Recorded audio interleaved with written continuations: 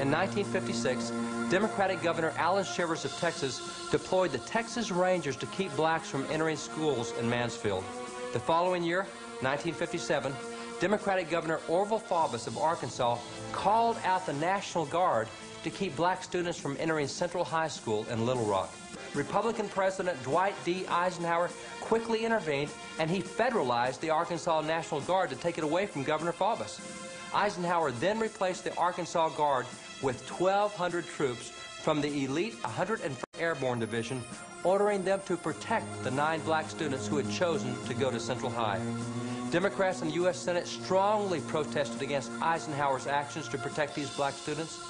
Georgia Democratic Governor Marvin Griffin also attacked Eisenhower's actions and promised that as long as he held office, he would, quote, maintain segregation in the schools and the races will not be mixed come hell or high water, end quote. To prepare for the possibility that Eisenhower might do in Georgia what he had done in Arkansas, legislation was introduced in the democratically controlled Georgia legislature so that if desegregation was attempted, the public schools of the state would be dissolved and replaced with state-run private schools so that blacks could be excluded. These types of schools became known as segregation academies.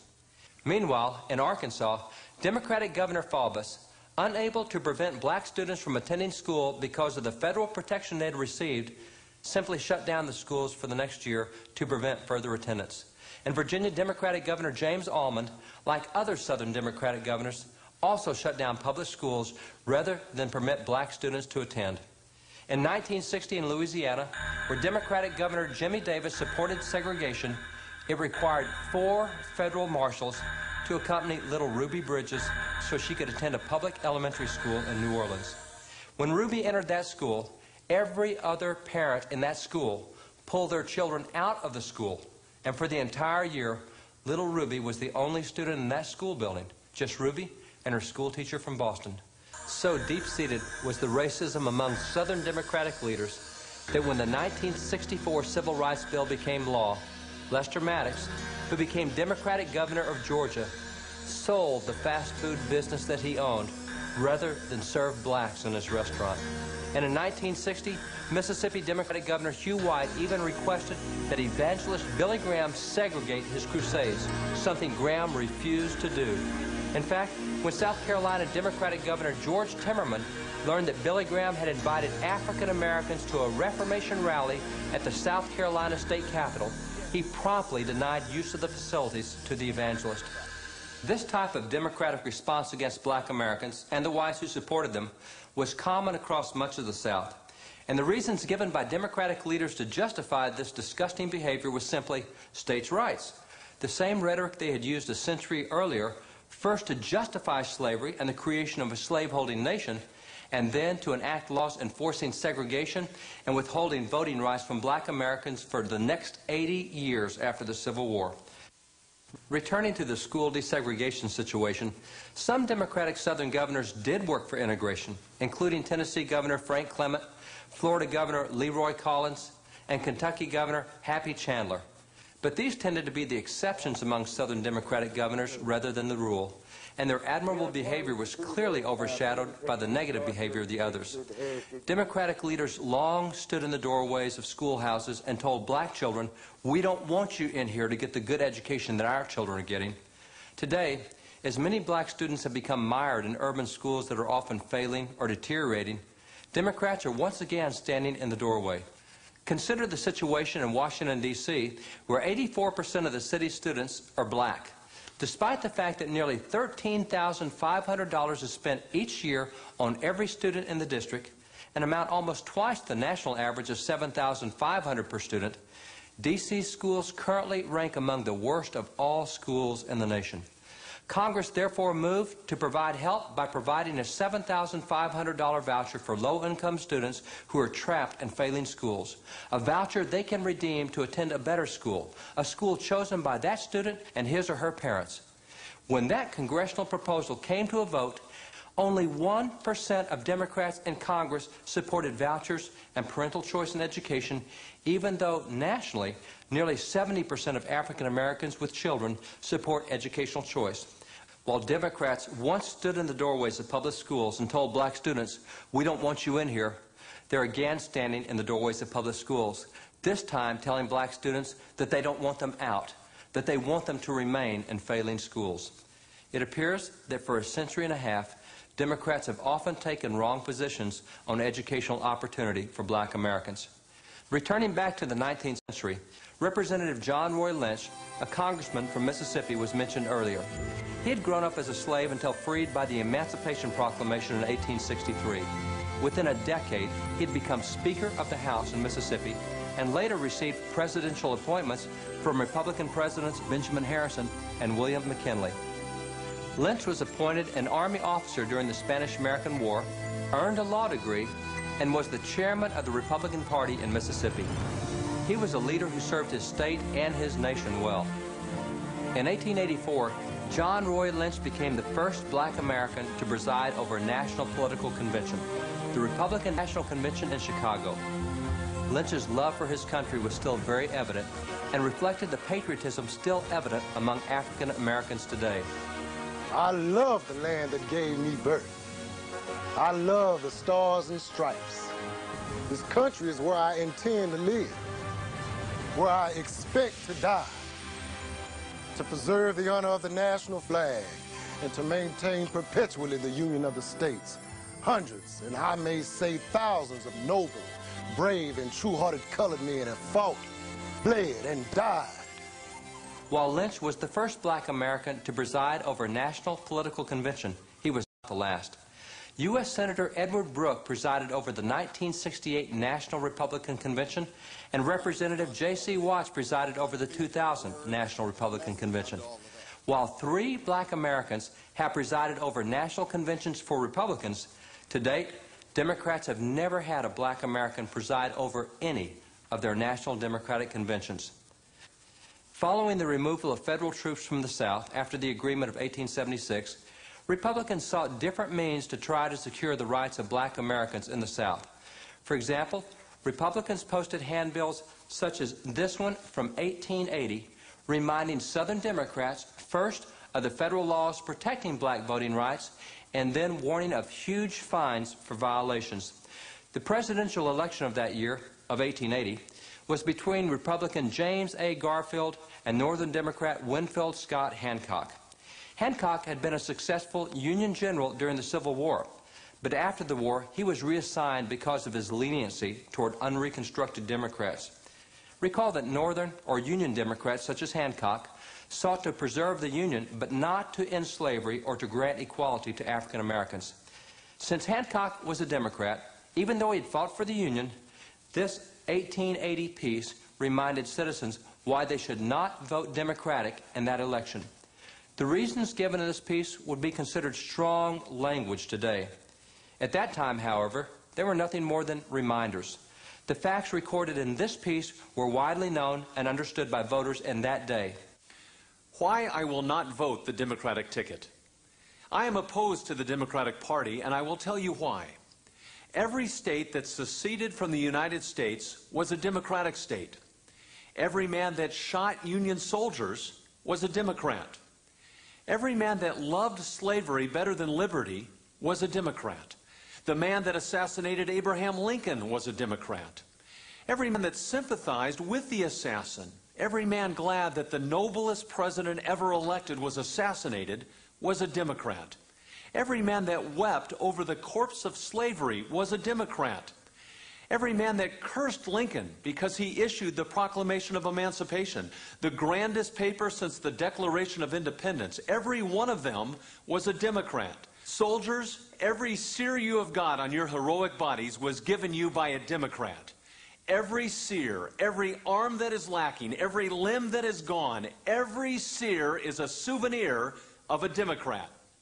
That broadside then contrasted the Republicans with the Democrats. The Republicans have done some noble things, things that will be remembered as long as there is history. But there are some things they did not do. They did not use an army to force slavery into Kansas. They were not Knights of the Golden Circle. They did not oppose emancipation. They were not Ku Klux. They did not scourge and hang and shoot and murder men for opinion's sake. They did not organize the Louisiana White League or the South Carolina Rifle Clubs. They did not drench the South with the blood of inoffensive colored men. The piece concluded with a simple question. Can the Democratic Party and all Democrats say as much? A further indication that the Democrats were well known for their bloody atrocities against blacks is seen in this illustration from Harper's Weekly showing the major elements and influences of the Democratic Party. The illustration shows the various banners under which Democrats gathered, and those banners included the stars and bars carried by Confederate soldiers, the pro-slavery banner, the Ku Klux Klan banner, the New York rioters banner, referring to the massive riots instigated against blacks by the Democrats in New York, leading to the killing and injuring of as many as 1,000 citizens. And finally, the Democratic banner of repudiation, referring to the Democrats' opposition to paying the national debt incurred in putting down the Southern pro-slavery rebellion. These were the various movements led by Democrats, and Americans in that day knew what Democrats stood for. By the 1880s, a movement called Southern Redemption had begun in earnest. Southern Redemption was a political movement to redeem the South from the Reconstruction Acts and the civil rights laws passed by Republicans, laws and acts that Southern Democrats believed threatened their version of a Southern society. The best way for the Democratic legislatures to redeem their state was to deprive black Americans of their political rights through the passage of state laws that restricted, removed, or even blatantly violated their civil rights, as well as through the prompt repeal of state laws that had suppressed Klan violence. Representative John Roy Lynch, who not only had helped pass the original federal civil rights laws, but who also witnessed their subsequent violation at the state level throughout the period of Southern Redemption, accurately noted, "The opposition to civil rights in the South is confined almost exclusively to states under Democratic control." Democrats understood how important it was to their survival to prevent blacks from voting. In fact, this illustration from that period shows an allegory of the Bible story of Samson, who lost his strength when his hair was cut. In the picture, you see that the woman has used her razor, called the Lost Cause Regained, to cut the black Samson's hair and cause him to lose his strength. And what is his hair? His strength? It is called suffrage, or voting. With the strength, or the vote, of black Americans removed, you see the various Democratic groups and leaders rejoicing in the background, including Confederates, the KKK, pro-slavery forces, and various famous Democratic leaders of that day, including General Nathan Bedford Forrest, who headed the Ku Klux Klan. By the way, notice the phrase, the Democratic barbecue, and that Democrats are burning various books in the foreground, including the Holy Bible. As this illustration confirms, limiting black voting became the major goal for Southern Democrats. Given the explicit federal voting protections that had been established by the 14th and 15th Amendments and by the numerous federal civil rights laws, it was no easy task for Democrats to circumvent these protections. It required devious and cunning methods, and Southern Democratic legislatures implemented almost a dozen separate devices to keep blacks from voting. The first device was the poll tax, a fee paid by a voter before he could vote. The fee was high enough that most poor were unable to pay the tax and therefore were unable to vote. And while some Southern whites were poor, nearly all Southern blacks were poor, having just emerged from slavery and not yet having established an independent means of living. Literacy tests were the second means that Democrats used to disenfranchise blacks. Literacy tests required a voter to demonstrate a certain level of specific knowledge before he could vote. In some cases, the test was 20 pages long for blacks, and those administering the test were white Democrats who nearly always ruled that blacks were illiterate. Grandfather clauses were the third device used to disenfranchise black Americans, allowing only those individuals to vote whose father or grandfather had been registered to vote prior to the passage of the 15th Amendment. This law ensured that poor and illiterate whites could vote, but not blacks. The fourth device was suppressive election procedures. This included the use of multiple ballots. That is, a Republican voter might be required to cast a ballot in up to 8 separate locations, or sometimes to vote for each individual Republican on a ballot at a separate location before the ballot would be counted. Democratic officials often failed to inform black voters of this complicated procedure, and their ballots were therefore disqualified. Democrats also used what were called hide-and-seek polling places, moving voting boxes to unknown locations at the last minute and then posting armed guards in case any black should stumble upon the voting box. The fifth device included the use of so-called black codes, later called Jim Crow laws, to restrict the freedoms and economic opportunities of blacks.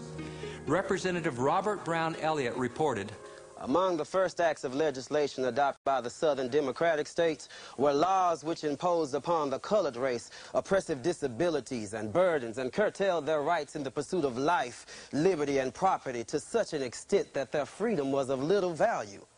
Colored citizens were in some states forbidden to even appear in town. They were required to reside on and cultivate the soil without the right to purchase or own it. They were excluded from many occupations, and they were not permitted to testify in any court where a white man was a party. National observers at that time concluded that the Democratic South was simply trying to institute a new form of slavery through the use of these black codes. Representative Richard Kane of South Carolina agreed.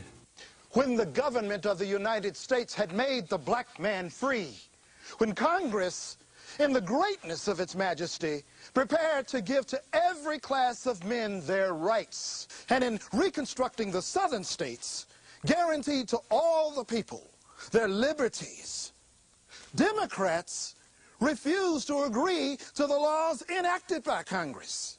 You Democrats refused to, and I quote, accept the situation. To recognize the rights of that class of men in this land, you sought to make the Reconstruction Acts a nullity, if possible. You sought to re-enslave the black man by every means in your power.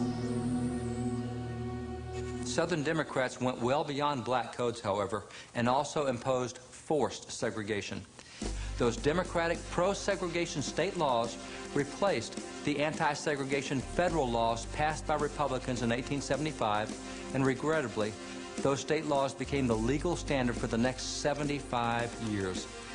The sixth device to disenfranchise black voters was bizarre gerrymandering. Once Democrats regained state legislatures, they began to redraw election lines to make it impossible for Republicans to be elected, thereby preventing blacks from being elected.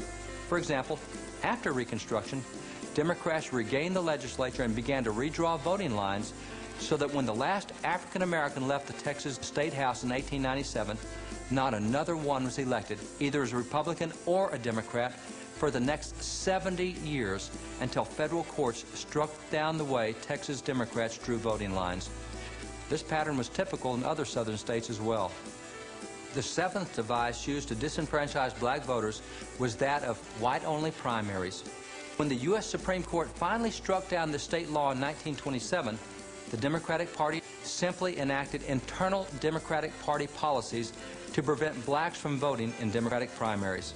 And because Democrats at that time solidly controlled every level of government in the South, this Democratic Party policy had the same effect as a state law and thus ensured that no black would be elected. In 1935, the Supreme Court upheld this Democratic Party policy of white-only primaries, but in 1944 the court reversed itself and finally struck them down. The eighth device used by Democrats to disenfranchise black Americans was that of physical intimidation and violence. Obviously, the Ku Klux Klan was a leader in this form of violent voter intimidation. As confirmed by Representative James T. Rapier of Alabama, Democrats were hunting me down like the partridge on the mount, night and day, with their Ku Klux Klan, simply because I was a Republican and refused to bow at the feet of their bail. the ninth device used by Democrats to disenfranchise black voters was the revision of state constitutions, to negate many of the rights that had been gained. Other devices employed by Democrats to keep blacks from voting included property ownership requirements. Democrats also used restrictive eligibility requirements, such as residing in a state 2 years before voting, or the paying of excessive annual voter registration fees, fees not struck down by the courts until 1971. Democrats utilized nearly a dozen devices to keep black Americans from voting, something that would have come as no surprise to the earliest African-American civil rights leaders. For example, Representative Joseph Hayne Rainey had earlier declared, "You cannot expect the Negro to rise while the Democrats are trampling upon him and his rights. We ask you, sir, to do by the Negro as you ought to do by him in justice. If the Democrats are such staunch friends of the Negro, why is it that when new propositions are offered here and elsewhere, looking into the elevation of the colored race and the extension of right and justice to them, why do the Democrats array themselves in unbroken ranks and vote against every such measure?" Frederick Douglass agreed with Rainey and also confirmed basic Democratic hostility for those civil rights. Douglass had explained, "In all the southern states, the 14th and 15th Amendments of the Constitution are practically of no force or effect. By means of the shotgun and midnight raid, the old master class has triumphed over the newly enfranchised citizen and put the Constitution under their feet. The colored people, who largely outnumber the whites and who are Republican in politics, have been banished from the ballot box and robbed of representation in the councils of the nation. And the social condition of the colored people in that section is but little above what it was in the time of slavery." the unrelenting Democratic efforts to suppress black voting were successful. For example, in Mississippi in 1892, there were almost 70,000 more blacks than whites in the state. Yet white voters outnumbered black voters by a margin of 8-1. And in Birmingham, of the 18,000 blacks who lived in that city at the turn of the century, only 30 were eligible to vote. In Texas, the number of black voters fell from 100,000 to only 5,000. The number of black voters in Alabama and Florida was reduced by nearly 90%. And by the 1940s, only 5% of blacks in the South were registered to vote. In fact, in 1965 in Selma, Alabama, a city with more black residents than white residents, the voting rolls were 99% white and only 1% black. Clearly, Democratic voter suppression efforts had been successful. Returning to the 1800s, recall that Democrats regained partial control of Congress in 1876. That partial control continued for the next 16 years until 1893, when Democrat Grover Cleveland was elected as president, and Democrats gained control of both the House and the Senate. For the first time since Abraham Lincoln, the Democrats had full control of the lawmaking process. Given their new powers, what did Democrats do to assist civil rights? Nothing. Not a single civil rights law was passed by Democrats during that time.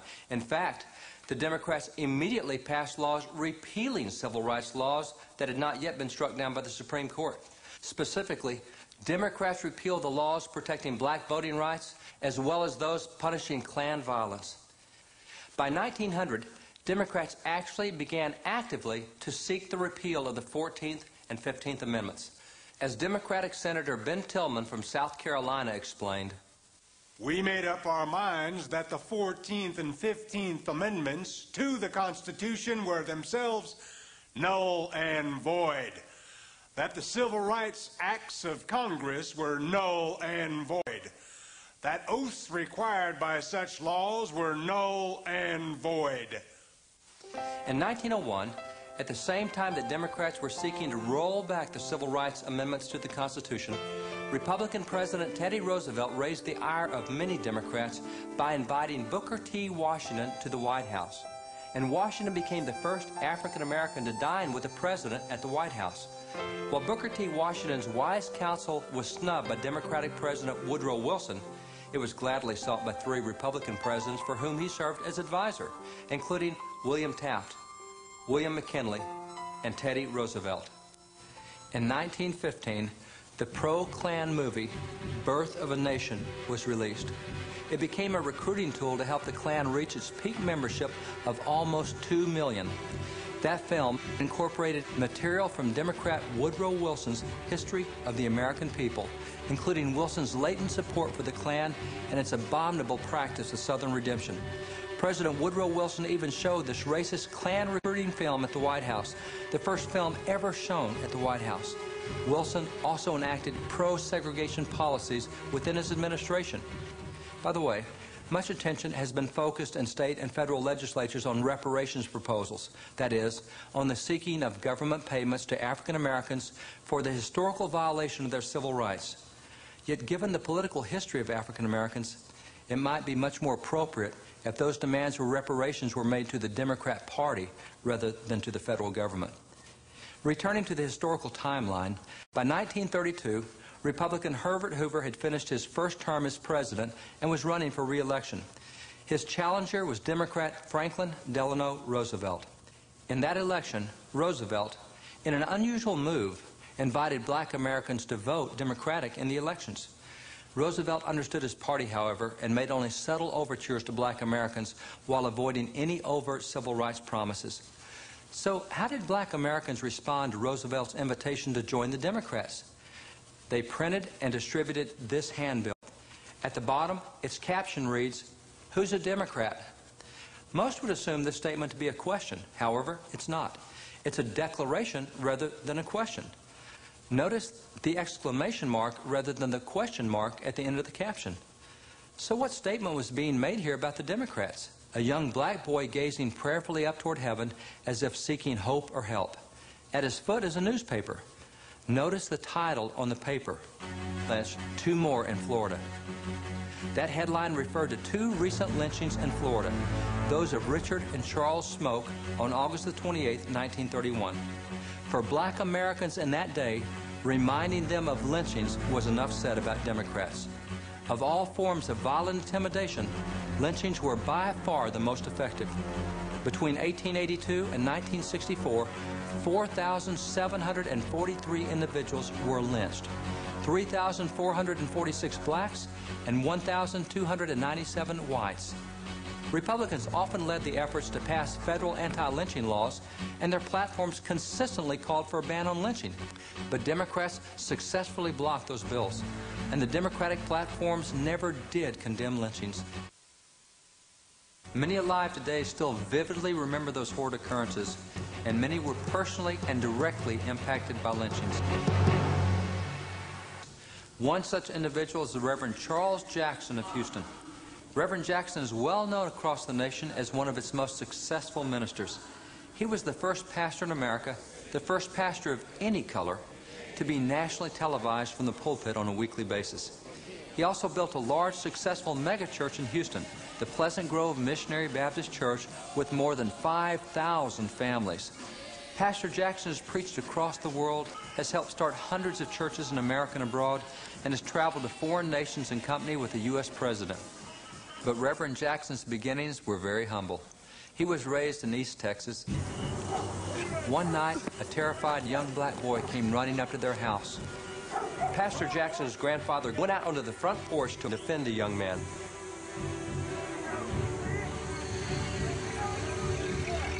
What's going on, son? They after me. They gonna string me up, that's what they gonna do. Simmer down, simmer down. You get on in here. Come on. Look, Give me a piece of this rowdy bar. I can't stay here with you. Let's see who get a face full of buckshot. No, I can't put you through this. Look, they'll kill me, and they'll burn your house down and everybody in it. I gotta go. Son, come back.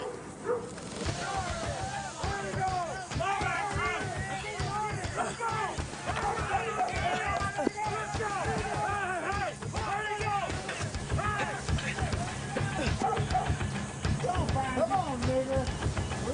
Come on, boy. Here we go. Come on, boy. Where are you? Come on, boy. We got a nutsack party for you. Come on, boy. Now you had. Come on, boy.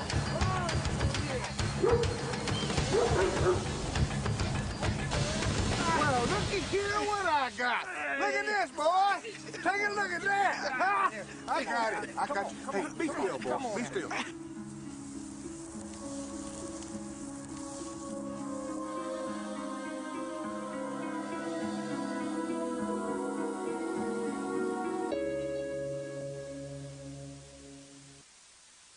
How has Pastor Jackson handled this incident that so early shaped his own life and that of his family?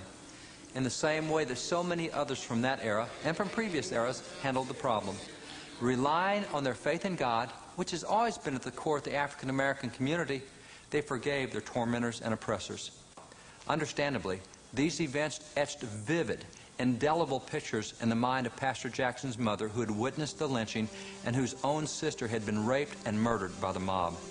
Mrs. Jackson later became pregnant, but did not know at that time whether her unborn child was a boy or a girl. Nevertheless, she faithfully prayed over that unborn child every day. Lord, if this baby be a boy, don't let him hang from a bridge. That unborn child for whom she faithfully prayed was Pastor Jackson. The Reverend Richard Allen, like so many black Americans before and after him, provides an excellent example. He had been a slave in Delaware, and while only a boy, he was sold separately from his mother, whom he never saw again. While still a slave, Allen became a Christian and began to preach on his and on neighboring plantations. He eventually obtained his freedom, served in the American Revolution, became a minister, and then founded the AME denomination. Despite the grief and tragedy that he had personally experienced in his own life, he understood that bitterness only harms one of the two parties involved, and quite frankly, it harms the innocent party rather than the guilty one. Therefore, Reverend Allen wisely admonished those who had been mistreated. Let no rancor or ill will lodge in your heart for any bad treatment you may have received from any. If you do, you transgress against God, who will not hold you guiltless. He would not suffer it even in his beloved people, Israel. And you think he will allow it unto us? I am sorry to say that too many think more of the evil than of the good they have received. Reverend Jackson, like so many black Americans before and after him, followed the teachings of Christianity and forgave his persecutors, holding no bitterness or ill will even to this day. Many today are unaware of how much pain there was and how real lynching was in recent generations still alive right now. Recall from the lynching numbers that even though almost 5,000 Americans were lynched, black Americans were lynched at a rate almost 3 times higher than whites. Why? According to Representative John Roy Lynch, more colored than white men are thus persecuted simply because they constitute in larger numbers the opposition to the Democratic Party. Representative Richard Kane agreed. The bad blood of the South comes because the Negroes are Republicans. If they would only cease to be Republicans and vote the straight-out Democratic ticket, there would be no trouble. Then the bad blood would just sink entirely out of sight. While the opposition of Democrats to African Americans was vividly demonstrated by lynchings, that opposition went beyond lynchings and included every possible form of obstruction to civil rights in general. This fact is widely known by black Americans, as confirmed by Representative Joseph Hayne Rainey. You gentlemen on the Democratic side of the House have voted against all the amendments of the Constitution and the civil rights laws enforcing the same. Why did you do it? I answer because those measures had a tendency to give the poor Negro his just rights and give him freedom of speech, freedom of action, and the opportunity for education, that he might elevate himself to the dignity of manhood. Now you come and say to us that you are our best friends. We would that we could look upon you as such. We would that your votes recorded from day to day only demonstrated, but your votes and your actions prove to the Negroes of the entire country that the Democrats are in opposition to them. And if the Democrats could have their way, our race would have no foothold here. The Democratic Party may woo us.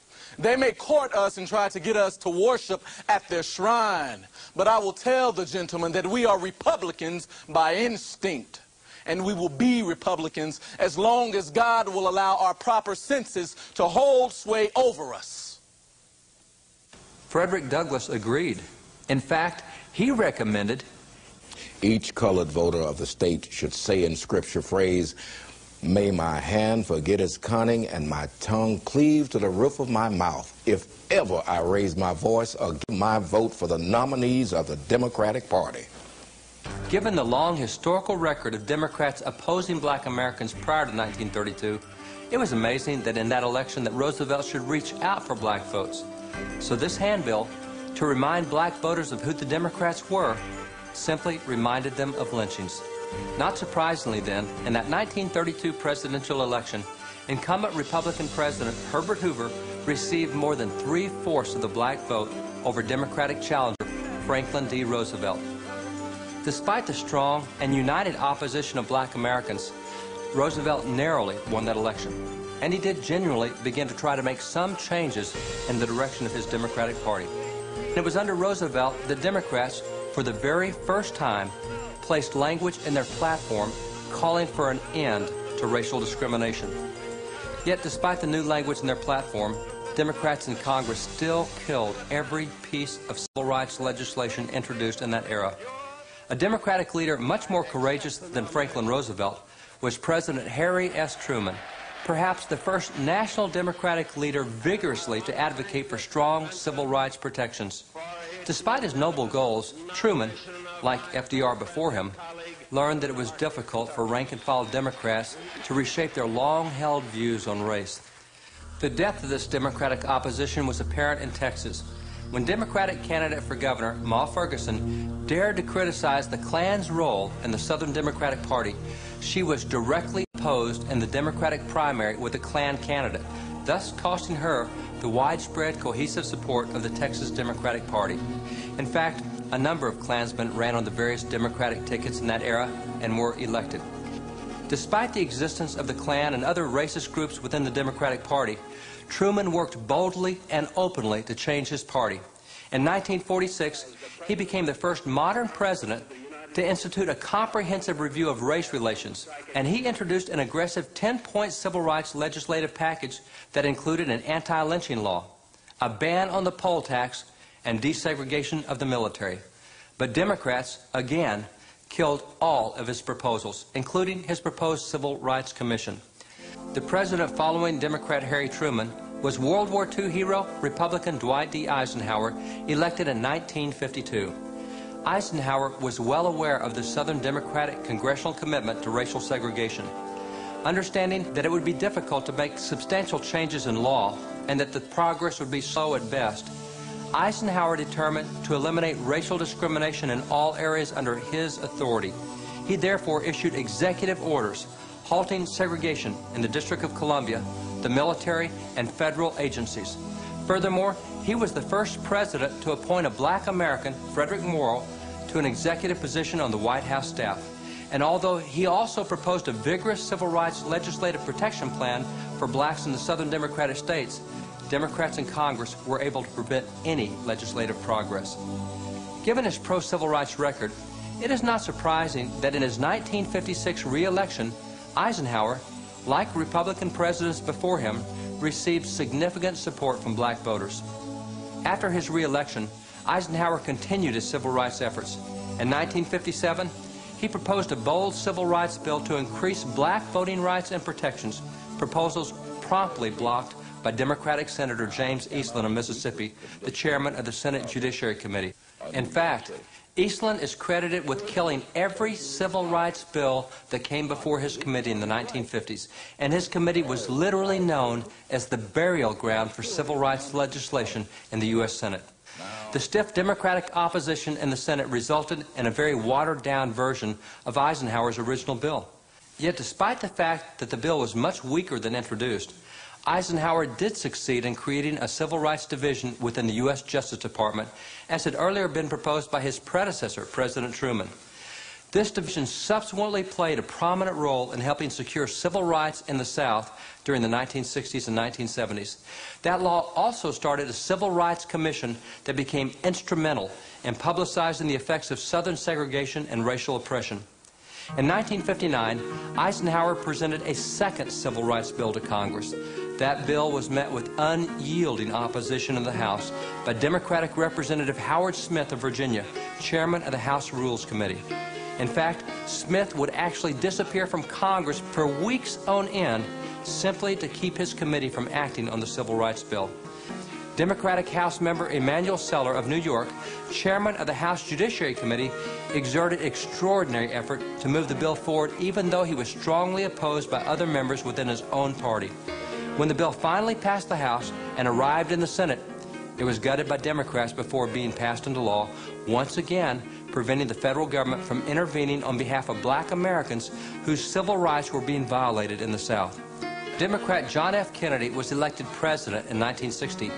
Following the violent racial discord in Birmingham in 1963, Kennedy did send a major civil rights bill to Congress, a bill based on the findings of Eisenhower's 1957 Civil Rights Commission.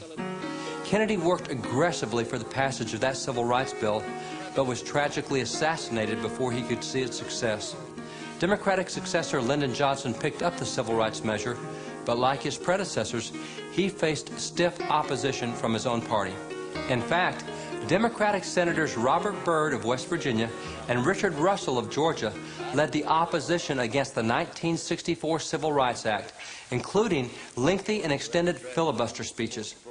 Republican Senator Everett Dirksen resurrected language proposed by Eisenhower's Attorney General in 1960, thus breaking the filibuster of the Civil Rights Bill and allowing Johnson to sign into law the Civil Rights Act of 1964, followed by the Voting Rights Act of 1965.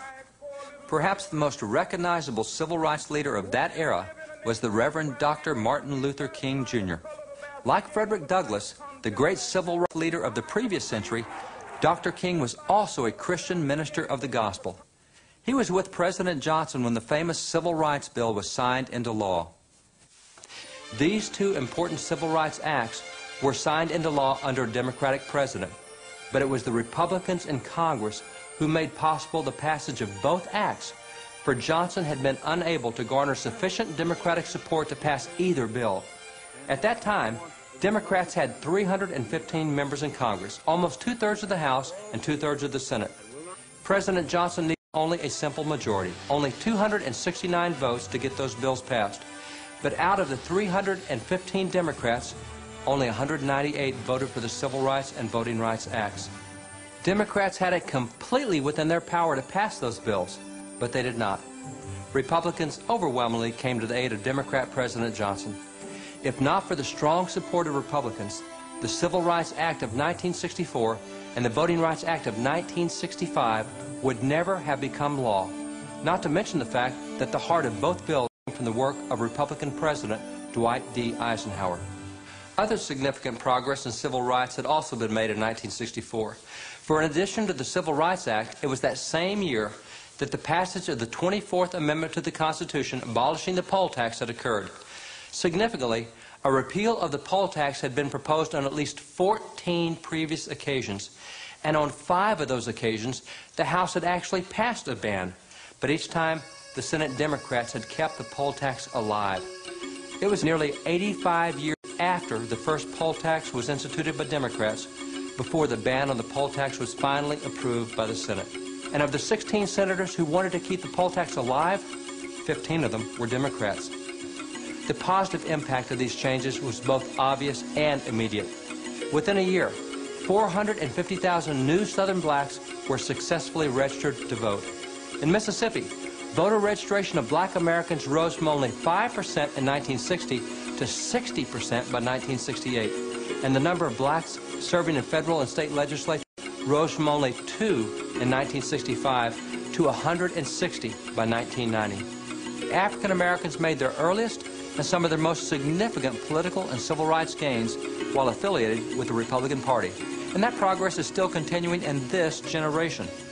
Consider the Texas election in which African-American Ron Kirk, former mayor of Dallas, was running for a U.S. Senate seat.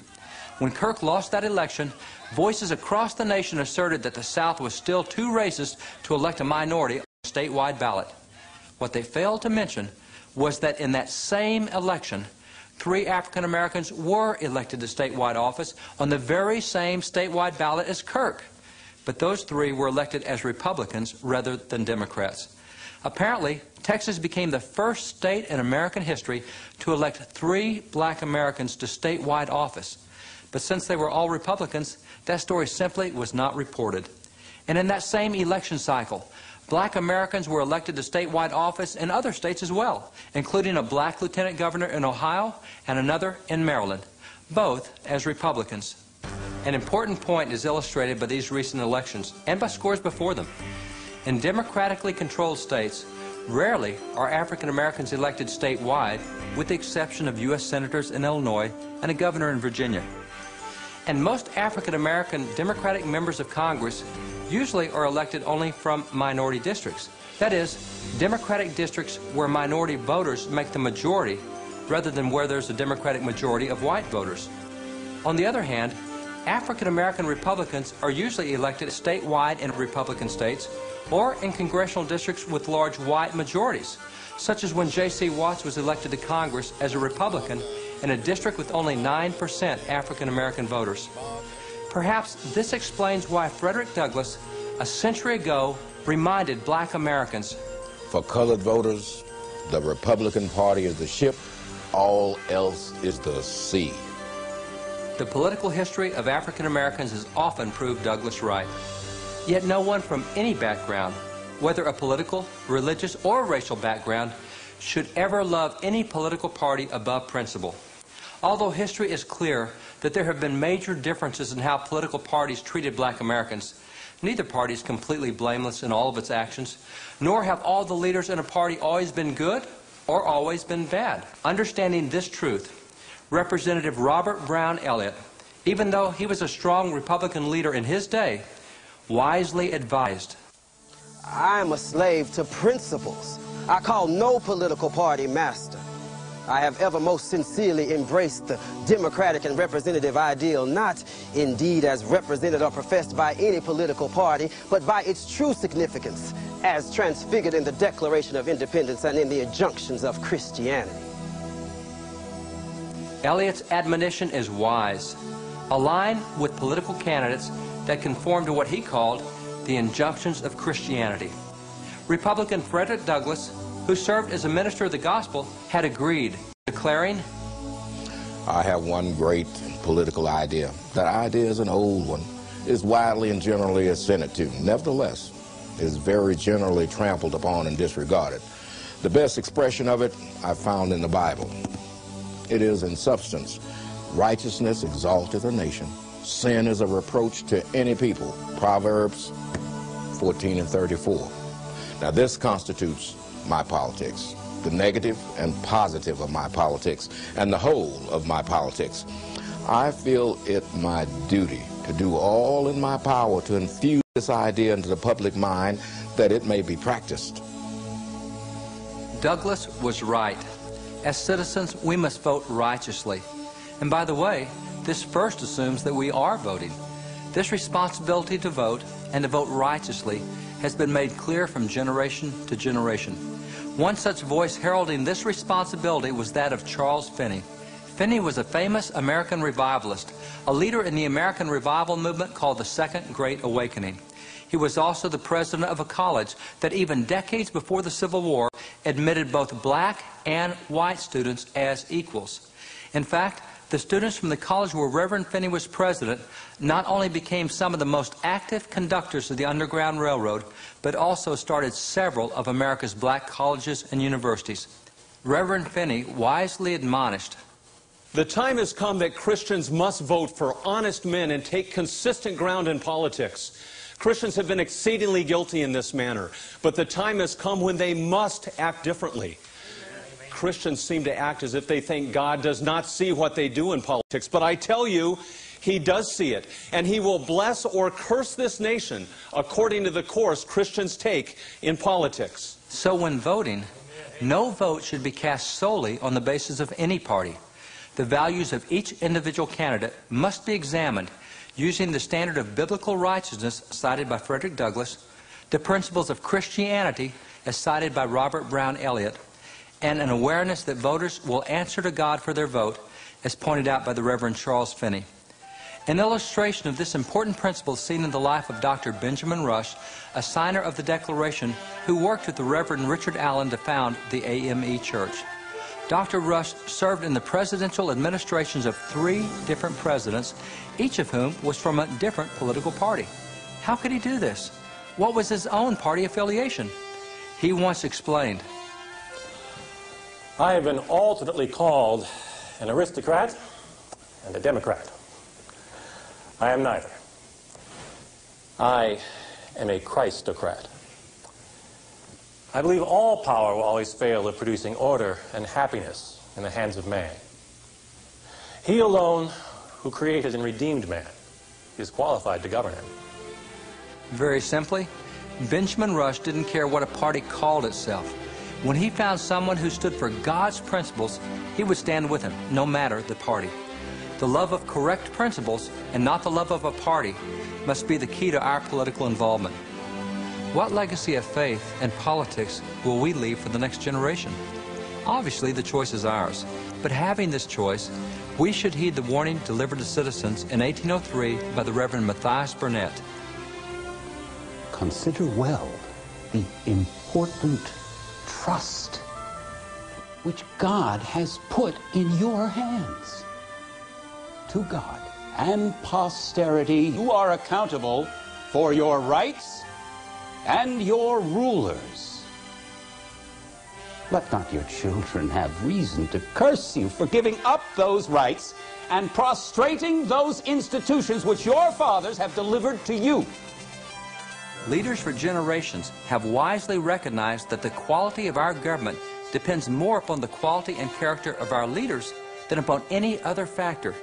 And they also understood that we were responsible for choosing leaders of character and righteousness, just as Frederick Douglass reminded voters of this truth based on Proverbs 14:34, so too did the Reverend Francis Grimke.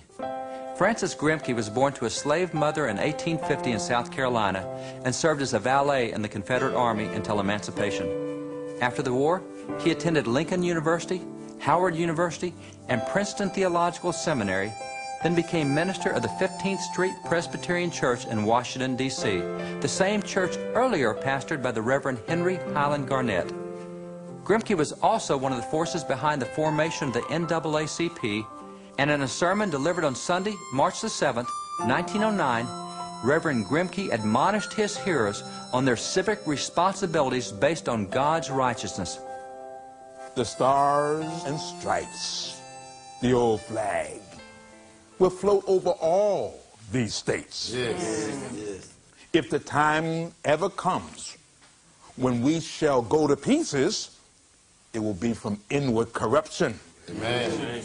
From the disregard of right principles, from losing sight of the fact that righteousness exalteth a nation, yes. But that sin is reproach to any people. Amen. The secession of the southern states in 1860 was a small matter with the secession of the Union itself from the great principles enunciated in the Declaration of Independence, yes. Yes. In the Golden Rule, yes. In the Ten Commandments, yes. Come on, preach. In the Sermon on the Mount. That's it. Unless we hold and hold firmly to these great fundamental principles of righteousness, yes. Our union will only be a covenant with death and an agreement with hell. Yes. Amen. If it continues to exist, it will be a curse and not a blessing. My Lord.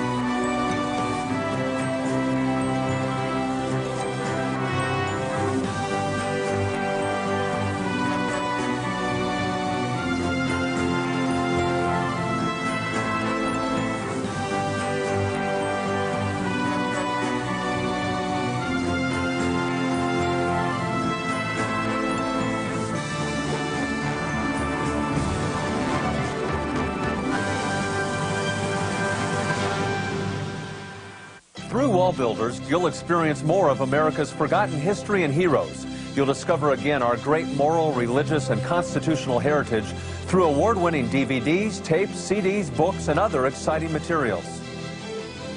America's godly heritage clearly shows all the beliefs and ideals that once guided our nation's leaders, ideals that have too often disappeared with tragic results. In David Barton's 4 Centuries of American Education, you'll see the evidence for America's educational decline. You'll also see the leading educators and textbooks of the past that once made America a world leader in education. This video will challenge and inspire us to reach educational greatness again. The spiritual heritage of the United States Capitol, winner of both the Angel and Telly Awards, brings to life the exciting religious history of our nation's most cherished landmark. Through dramatic reenactments, you'll experience the great events and inspiring lives that shaped our nation in its early years. Through a compelling video tour, you'll marvel at the works of historical and religious art, and you'll discover the true stories of the many godly heroes honored within its halls and chambers.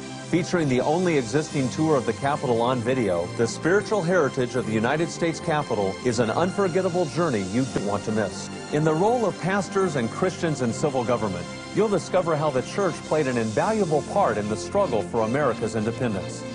You'll learn about the leadership of Christian founders in establishing American government. By carrying out teachings found throughout the pages of the Bible, Christians changed the course of a nation. In addition, Wall Builders offers a wide variety of intriguing works in print. All are available through our website at wallbuilders.com or write to us at P.O. Box 397, Aledo, Texas 76008. For information, call 817-441-6044, and for phone orders, 1-800-873-2845. Contact us today.